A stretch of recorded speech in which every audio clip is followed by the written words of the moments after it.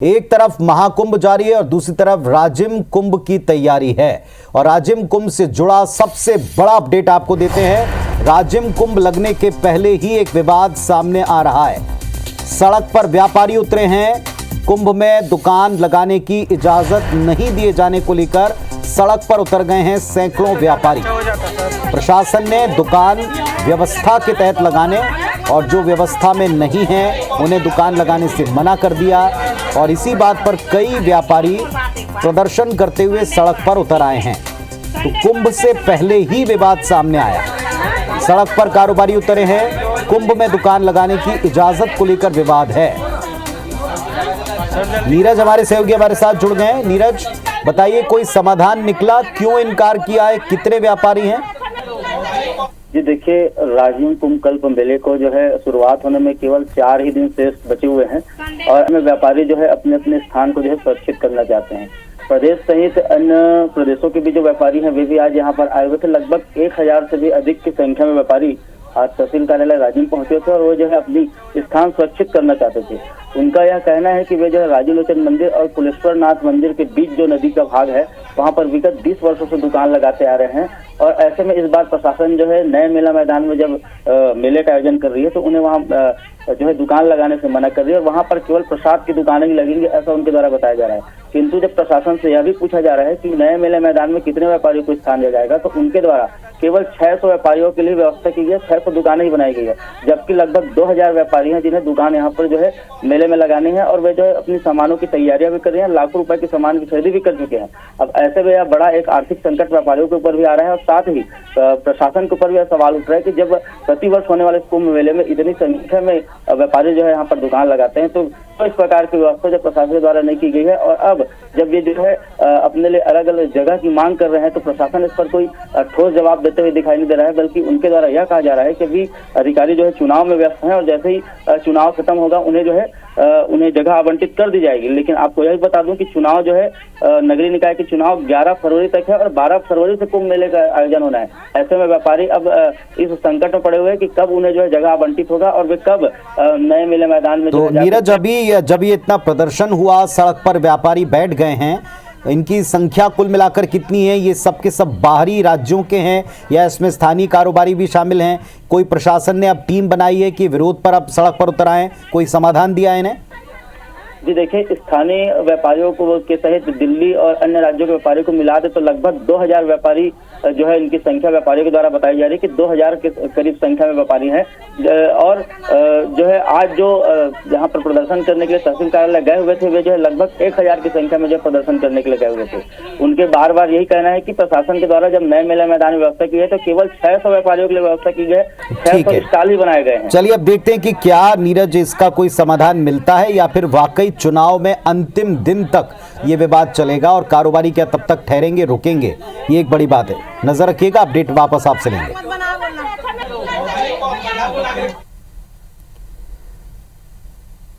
तो राज्य में जो कुंभ कल्प लगना है इसमें व्यापारियों का विरोध है। उनका कहना है कि 2000 व्यापारियों की व्यवस्था करनी चाहिए थी। प्रशासन ने मात्र 600 दुकानों को चिन्हांकित किया है और इसी को लेकर बाकी कारोबारी कहां अपनी दुकान लगाएं, यह विवाद है।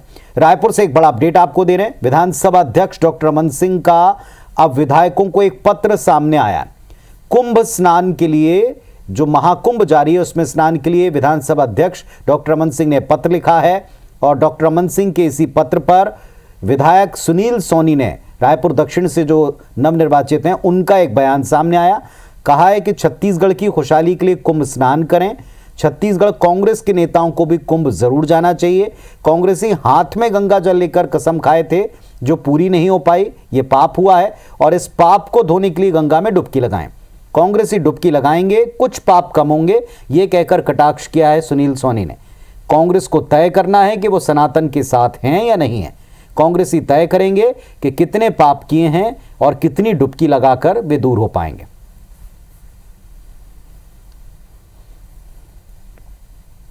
छत्तीसगढ़ विधानसभा के अध्यक्ष अमन सिंह ने सभी सांसद और विधायकों को पत्र लिखा है कि 13 फरवरी को महाकुंभ स्नान के लिए जाना है। और हमारे साथ आप देखिए कि भाजपा के विधायक सुनील सोनी जी हैं। सुनील सोनी जी, डॉक्टर साहब ने पत्र लिखा है सभी को, आप कुंभ स्नान के लिए जाएंगे? सब हमको खुशी है इस बात की कि हम सब जो है वहाँ पर कुंभ में स्नान करने जाएंगे, भगवान से प्रार्थना करेंगे कि छत्तीसगढ़ की उन्नति प्रगति हो। सर, कांग्रेस के नेताओं को भी पत्र लिखा गया है। कांग्रेस के लोगों को भी जाना चाहिए क्योंकि गंगा जल हाथ में लेके कसम खाए थे, कम से कम उस पाप को धोने के लिए गंगा की डुबकी लगा लें। इससे पहले आप कहते रहे कि भ्रष्टाचार भी करते रहे। डुबकी लगाएंगे, हो सकता है कुछ पाप कम हो जाएगा। कांग्रेस ही तय करेंगे कितना पाप किया उतना डुबकी लगा लेंगे। तो कुल मिला के आपका भी कहना है कि कांग्रेस को जाना चाहिए? सबको जाना चाहिए। पत्र लिखे ये सनातन का हमारा अपनी आस्था है, अपनी श्रद्धा है, उसको नहीं ठुकराना चाहिए। और अगर नहीं गए तो सर उनको तय करना है कि सनातन के साथ है, किसके साथ है। तो आपने सुना है कि हमारे साथ सुनील सोनी जी जो कह रहे हैं कि कांग्रेस अपने हाथ में जो है गंगा जल उठाए थे, और ऐसे में आप देख रहे होंगे कि कांग्रेस के विधायक और सांसद प्रयागराज जाएंगे। क्या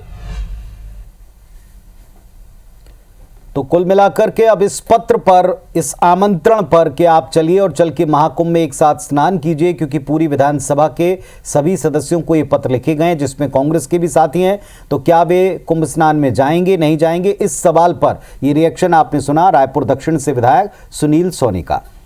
चिरमिरी से एक बड़ी खबर है, डॉक्टर अमन सिंह के पत्र पर बहुत से रिएक्शंस आ रहे हैं। मुख्यमंत्री चूंकि वहां पहुंचे हुए थे, उन्होंने भी इस पर रिएक्शन दिया और ये कहा है कि 13 फरवरी को पूरा मंत्रिमंडल और सभी विधायक कुंभ में स्नान के लिए जा रहे हैं, क्योंकि 144 साल के बाद ये शुभ मुहूर्त है। सभी महाकुंभ में स्नान करके आएंगे, ये कहना है मुख्यमंत्री का। हाँ, हम लोग 13 तारीख को प्रयागराज जा रहे हैं। उसमें हमारे सभी मंत्रीगण, विधायकगण सभी जा रहे हैं। नगर निगम में 14 करोड़ की 144 साल बाद ऐसा शुभ मुहूर्त आया है, तो नगर निगम में 14 करोड़ की पाइपलाइन बिछा दी गई। तो डॉक्टर अमन सिंह के विधानसभा अध्यक्ष के पत्र पर अब रिएक्शंस आ रहे हैं। कांग्रेस के भी रिएक्शन का इंतजार है कि वे इस पर क्या प्रतिक्रिया देते हैं, क्या टिप्पणी करते हैं। अंबिकापुर दौरे पर हैं मुख्यमंत्री विष्णुदेव साय और वहां एक रोड शो किया है। पुलिस ग्राउंड से घड़ी चौक तक ये रोड शो है। घड़ी चौक पर एक आम सभा भी रखी गई है जिसमें मुख्यमंत्री संबोधित करेंगे। मंत्री लक्ष्मी राजवाड़े, महापौर प्रत्याशी मंजूषा भगत सभी साथ में मौजूद हैं। इस वक्त नगर सरकार बनाने को लेकर संघर्ष की स्थिति है और इसमें मुख्यमंत्री विष्णुदेव साय इस वक्त अंबिकापुर में घड़ी चौक पर एक आम सभा को मुख्यमंत्री संबोधित करने वाले हैं। तस्वीरें आपको दिखा रहे हैं रोड शो की। घड़ी चौक तक ये पूरा कारवां पहुंचने वाला है और इस कारवां में मुख्यमंत्री के साथ महापौर कैंडिडेट, स्थानीय जनप्रतिनिधि सभी शामिल हैं।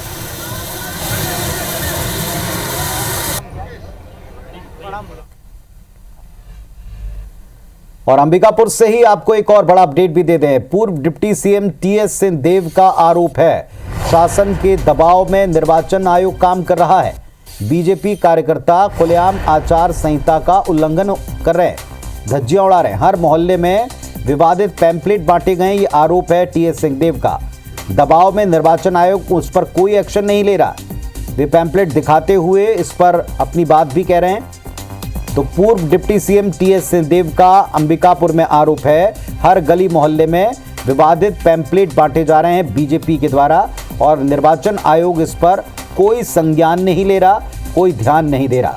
मिली भगत के जो आरोप हैं उसे पुख्ता करने वाली ये तस्वीरें सामने आ रही हैं, ये कहना है टीएस सिंहदेव का। हम तो आपके सामने ला रहे हैं, आपको तो कार्रवाई करना है ना। वही तो मैंने कहा, जो बांट रहा है कौन बांट रहा है? चुनाव आयोग के प्रतिनिधियों का यही तो काम है देखना कि हम प्रचार के समय कोई गलत काम तो नहीं कर रहे। और भाजपा के लोग सरेआम उसको अपने हाथ में लेके बांट रहे हैं, उनको पहचान करिए। तो प्रचार का दौर बड़े जोरों पर जारी है। निकाय चुनाव को लेकर के कम वक्त है और इसमें प्रचार में दोनों ही पक्ष पूरा पसीना बहा रहे हैं, लगातार प्रचार में जुटे हैं और अब इसी बीच प्रचार को लेकर वार पलटवार अलग स्तर पर है। कांग्रेस प्रदेश अध्यक्ष दीपक बैज ने विधानसभा अध्यक्ष डॉक्टर रमन सिंह के राजनांदगांव प्रत्याशी मेयर के जो कैंडिडेट हैं बीजेपी के, उनके पक्ष में प्रचार करने, उनके मंच पर खड़े होने को लेकर तंज कसा। बैज ने कहा कि डॉक्टर रमन सिंह भाजपा के वरिष्ठ नेता तो हैं, 3 बार के मुख्यमंत्री हैं, लेकिन वर्तमान में विधानसभा अध्यक्ष के संवैधानिक पद पर हैं। उनको अपने पद का, मर्यादा का ख्याल रखना चाहिए। रमन सिंह के प्रचार करने को वे संवैधानिक पद की गरिमा के विपरीत मानते हैं। तो बैज के इस बयान पर डॉक्टर रमन सिंह ने उत्तर दिया। उन्होंने कहा कि कांग्रेस के लोग केवल संविधान की कॉपी लेकर घूमते जेब में, लेकिन पढ़ते नहीं हैं। मैंने संविधान पढ़ा है, कुछ भी संविधान के उलट मैं नहीं कर रहा हूं।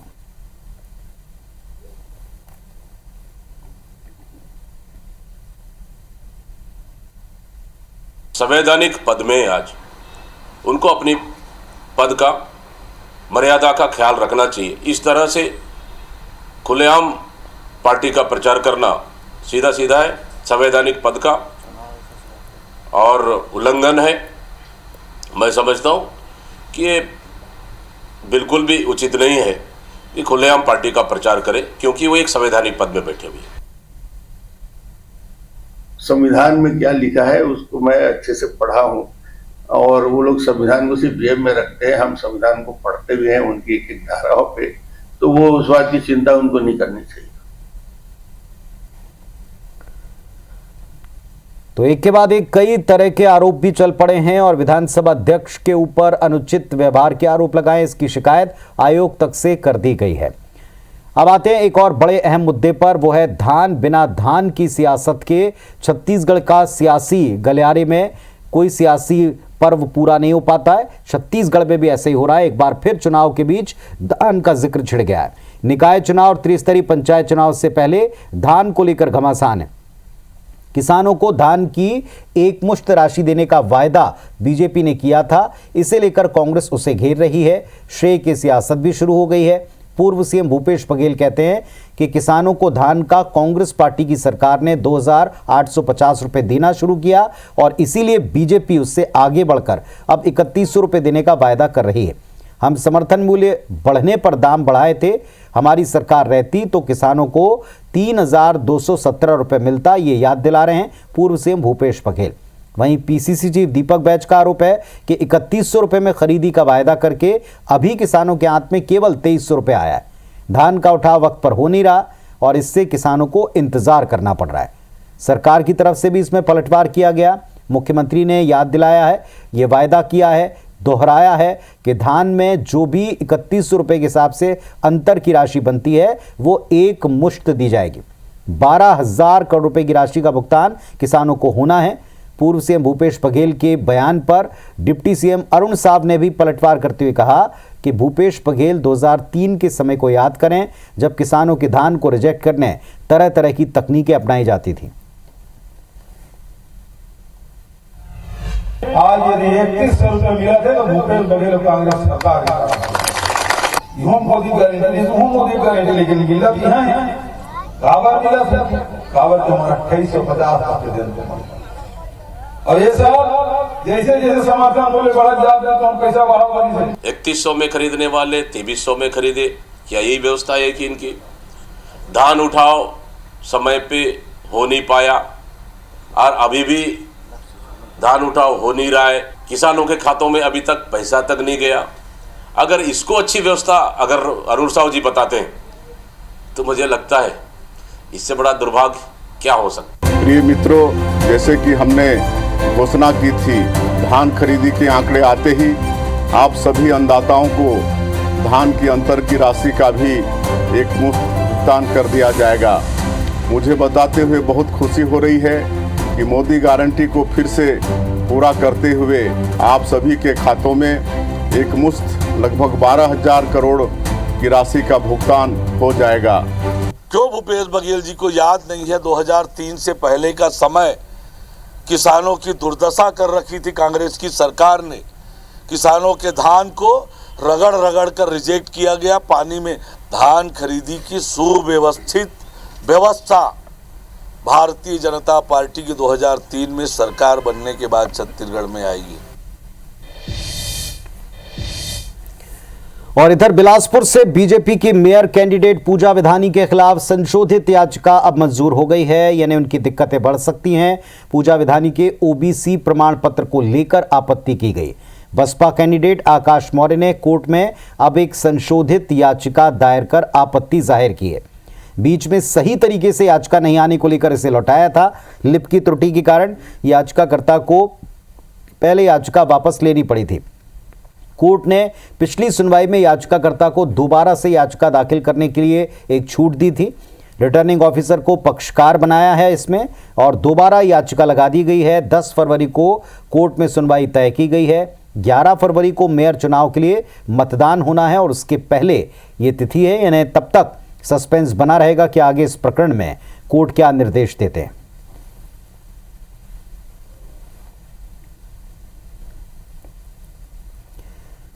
तो एक महत्वपूर्ण खबर है, बसपा प्रत्याशी आकाश मौर्य ने संशोधित याचिका लगा दी है। इस याचिका में आपत्ति दर्ज कराई गई है बिलासपुर से बीजेपी की मेयर कैंडिडेट पूजा विधानी के सर्टिफिकेट को लेकर। उनके जाति प्रमाण पत्र, उनके सर्टिफिकेट को लेकर, ओबीसी होने को लेकर सवाल उठाया गया है। पहले इस याचिका को लिप की त्रुटि की वजह से संशोधित करने का निर्देश मिला था। अब ये संशोधित करके लगाई गई है और 11 तारीख को वोटिंग से पहले 10 तारीख को कोर्ट इस पर सुनवाई करेगा और अपनी तरफ से कोई निर्देश दे सकता है।